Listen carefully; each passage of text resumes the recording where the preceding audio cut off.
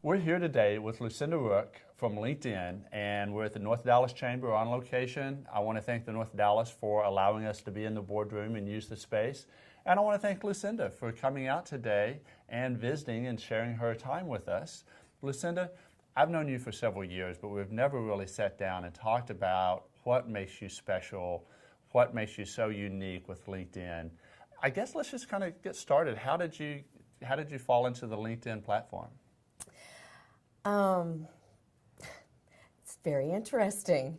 I actually got invited to go over to TCU for an MBA program. It was in the final semester, and the professor there said, "Hey, I've got this guy named Mike O'Neill flying in, and he's going to teach us LinkedIn. How would you like to come join us?" And at first I was like, I've been on LinkedIn since 2004. I barely use it.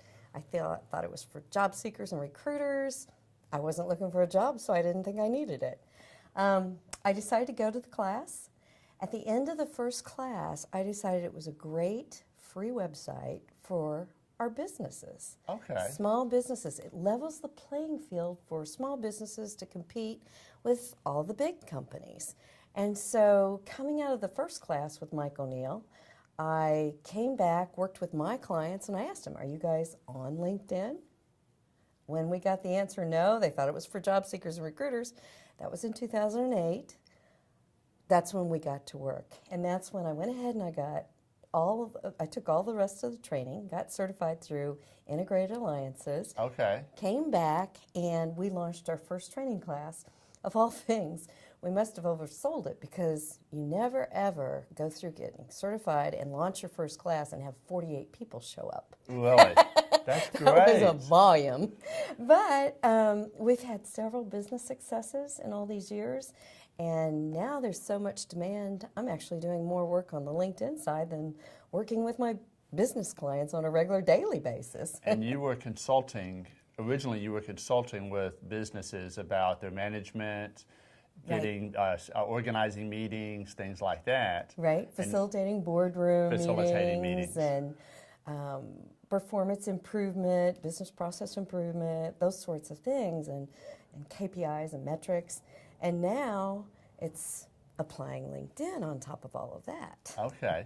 And are you happier working with your LinkedIn clients? Is that the direction you see your business taking 100%? Definitely. Well, let's say 80%. Right. I still have my really close clients that I'll work with a long time. But there's so much demand for LinkedIn now. And I mean, and it's always constantly changing.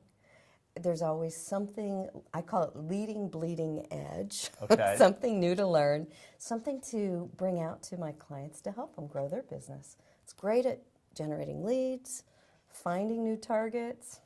I mean, it's at your fingertips. Nice, nice. Okay. So your company is called Link for Success. Correct. Is that right? Yes. Okay. And do you do private lessons, or is it only for major companies and big groups? Both. All right. Both. I like to work with businesses and sales forces. Sales forces. Yes. You know, you mentioned something, I've seen your 30-second elevator speech, and you said that there are 492 LinkedIn categories or things that you can do on your LinkedIn page. Right. How many, I know there's not 490, how many are there? There's over 345. Okay, 345 things that you can do to help improve your LinkedIn page, information you can put on it. Right. A minute ago you said LinkedIn makes everybody level, but not really. I mean, if we've got somebody like you that helps us with our LinkedIn page and it just looks wonderful and everything's all filled in, then hopefully we'll be ahead of the curve. Exactly, exactly. And then when you finally figure out the way you should be using LinkedIn, you'll sit there and say, wow, why was I wasting all my time making all these cold calls? Okay, expound on that a little bit. Tell me a little bit more about how should I be using LinkedIn? I thought if I just put my name on put the name at the top and a few pretty pictures, that's how I used it. So you're talking about networking and farming with LinkedIn, is that right? Right, right. Tell me a little bit about that. Well, once you're on LinkedIn, you can build that network, and then there are 9 different ways to get to your targets. Well, there's actually more if you're using the premium. I always teach the free way. Okay, we like free. Free We is like good. free. Free Yep. is good. Yep. After all these years, I'm still using the free because Okay. I know how to get to them. But there are 9 different ways to get there. And most people just sort of fill in LinkedIn's prompts. They don't think of Right. it as a marketing tool, how they should respond or go after someone. They need to think about business etiquette. They need to think about, what's that message that's going to attract someone to them? A lot of people just send the generic things on LinkedIn because LinkedIn prompts them and you hit that button. Yes, well, You bet. you really don't want to hit that button. Is there a way to save your own prompt in LinkedIn, or do you have to type in every time that you want to send something? Like if someone emails me or links in, they want to link in with me, and I said yes, and it probably goes back and says yes, Wynn's agreed to link in with you. Right? Can I put a different verbiage in that box? Oh, for sure. And for it sure. and it And you saves, should. and I can save it. Yes. Okay. LinkedIn automatically saves all your messages, both incoming and outgoing. So you've got a lifetime of them in there. If they contact you 3 years later, you can go back and you can say, how did we meet? Oh, Well, I can look at the message. They're in there if I know how to get to them.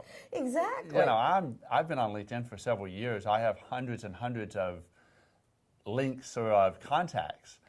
But I don't, like you said, I don't remember how I found them or when we linked in. But if the information's all there, I just need you to come over and show me how I find it. I'd be glad Yes, to. yes, definitely. Invite me. Okay. How can people find you? Oh, that's easy. On LinkedIn? On LinkedIn, yes. Do a search, Lucinda Rook, R-U-C-H. Okay. The other thing is I have a website. So it's www.link4success.com, and it's 4 is F-O-R. Okay, it's not the number 4. Right, It's the word right. 4. Link4success.com. All right. Or they can just contact me. Now, Linda, you're a mover and shaker in Dallas. I know that you're part of the Success North Dallas. You're part of the group that puts that on every month with Bill Wallace. You're part of Social Media Breakfast. I see you there every month, and you're on the board of that. Are there other networking or other programs that you're a part of that I don't know about? Oh, there are several. Really? I also do a lot of volunteer work for America's Future Series, and that's working with vets, getting them back hired in jobs when they come back to the United States. We put on several programs, educational, where's this country going as far as energy, where's this country going as far as politics, where is it going as far as conservation. There's a whole series of topics that America's Future Series talks about. So I love helping that. Beyond that, there are so many other groups that I'm networking with. Really? Yes. Nice. And do you find most of your business through referrals? I do. Referral-based only? I do, pretty much. All right, Yeah. great. Well, thank you for sitting down with us today and visiting. It was wonderful to learn more about LinkedIn and more about you. Now, I know you're not from Texas, but that's okay. Where are you from? Central Illinois. Central Illinois, that's okay. But I've been here a long time. Have you? Okay. Yes. So you're nearly a Texan, Nearly. just about. Yes. Great. Well, thank you for joining us. Well, thanks for having me, Winn. You I bet. appreciate it. Thanks.